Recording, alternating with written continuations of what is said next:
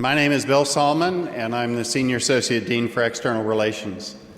But today it's my great honor to introduce Professor Muhammad Yunus, the man who has done more to democratize access to credit around the world than any other person.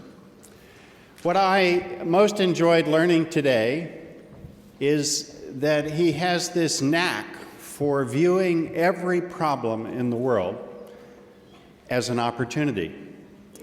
And in contrast to many people who see the problems, he is willing to act. He structures experiments, he gathers resources, and he attacks these problems with a passion that is unparalleled. I could list all of his honors, but then he wouldn't be able to talk. So please join me in welcoming Professor Yunus. Wow.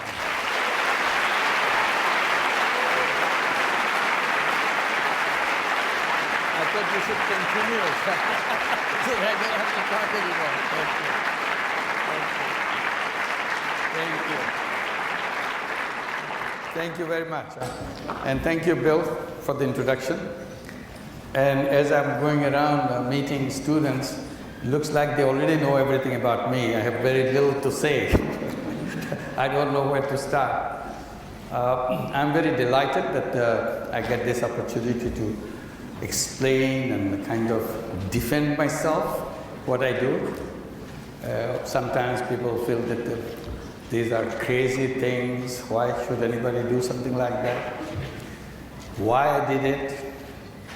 And I try to explain by making my self-defense, saying that when you are in desperate situation, you do desperate things. These are, if there is abnormality in it, it is because of the abnormal situation in which I was pushed into by the circumstances that existed in my country. And that's what began the idea of lending money to poor women because of the extreme circumstances in the village. Nationally, it was extreme circumstances, so I was trying to see if something I can do to be useful to people, because I was teaching economics in the classroom, and I was very proud of the things that I teach to my students, all those beautiful, elegant theories of economics. Then came the famine in the country, and suddenly your enthusiasm keeps on disappearing. Soon you feel like an empty shell. You feel totally useless because all your brilliant theories doesn't have any meaning to the people who are suffering so much for the circumstances imposed on them. So out of that frustrations and very dark kind of environment around you, and you try to come out with something. And the only thing I could come up with, I said, I cannot do anything to help people, large number of people. But certainly, as a human being, I have the capacity to stand by another human being and be useful to that person, even for a day. Why don't I do that? So then I started feeling a little bit better. Why don't I do that? And luckily for me, the university that I was teaching is located right among villages. It's in the middle of the villages, not an urban center. So I could just walk out of the campus and be with the people at the traditional village and so on. And I did it every day, and with the mission that I want to be useful to another human being, even for one day. So I was looking for an opportunity how to make it happen, so that I don't feel burdened with all the guilt that I am a useless person. So as I did it, I feel a little bit alive that yes, I can do something. And in the process, I learned a lot about people, about the village, about poverty.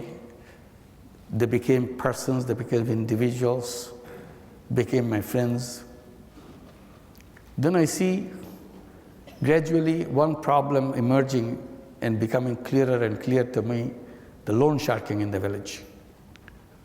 And I wanted to understand how ruthless that system is, why they do it, those who do it, what is their kind of mental attitude towards it, those who take the money from the loan sharks, what are the circumstances which create this necessity for them. So I took a student of mine who went around in the village for several days to make a list of people who were borrowing from the loan sharks. When my list was complete, there were 42 names on that list. And the total money they borrowed together was $27. And I couldn't believe that people have to suffer so much for so little money. So I was shocked. I didn't know what to do. I realized how difficult the problem is, which is going on for centuries all over the world. I know I cannot do anything about the whole system. But suddenly it occurred to my mind, the problem may be global, problem may be difficult, but the problem that I have in my hand is very simple. I can solve it. Why don't I solve this problem? Forget about the rest, I don't know what to do, but I can solve this problem. And the idea that came to my mind that why don't I give this $27 from my pocket and let them return the money to the loan shark so that they become free. And that's anytime I can do. And I did it immediately. I didn't even wait for a second thought or reflect on it, nothing. I instantaneously came up with the idea and started giving this money to those 42 people. And I felt a little better that I did something which I felt I could do, and I did it. But I didn't expect anything to happen in that. But something started happening. People started looking at me in a very strange way after this event, that after I gave the money. It created such a sensation in the village. Nobody could believe that someone could do such a thing. Then day after day, seeing this, another thought came to my mind. If you can make so many people so happy with such a small amount of money, why shouldn't you do more of it? So I thought I should do more of it. I can give it from my pocket. I can do something which can continue. Then came the idea, why don't I go to the bank? Let them handle this, because it's such a simple thing. It's such a small amount of money, they will not even miss it. Lend the money to the poor.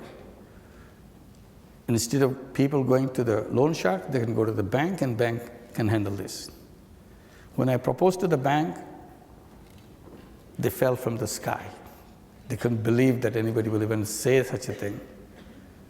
They kept repeating to me that it is impossible to do it. Bank cannot lend money to the poor people. So that another struggle began. Now, the more they defend, the more I remain convinced that they are doing the wrong thing. So that struggle continued for 8 months. And finally, I came up with another idea. I said, why don't you take me as a guarantor? I sign all your papers, you give the money, and I take the risk. So you protect your rules and people get the money. It was not easy, but it took another couple of months to persuade them on that one, and finally it happened.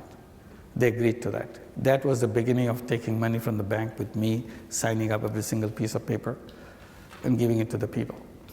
And then I came up with ideas how to make it easy for people to pay back, just out of some practical necessity, how to make it easy and so on.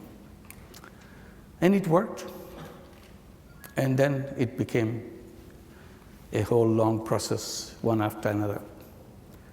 We became a bank in 1983 because bank, the one that we are working with, getting more and more reluctant because it's becoming big, and they said, this signatures is not going to work finally when he has to pay back the money, because if it collapses, he can't pay the money.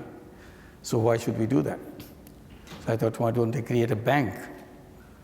And that took me to another route and took another 2 years.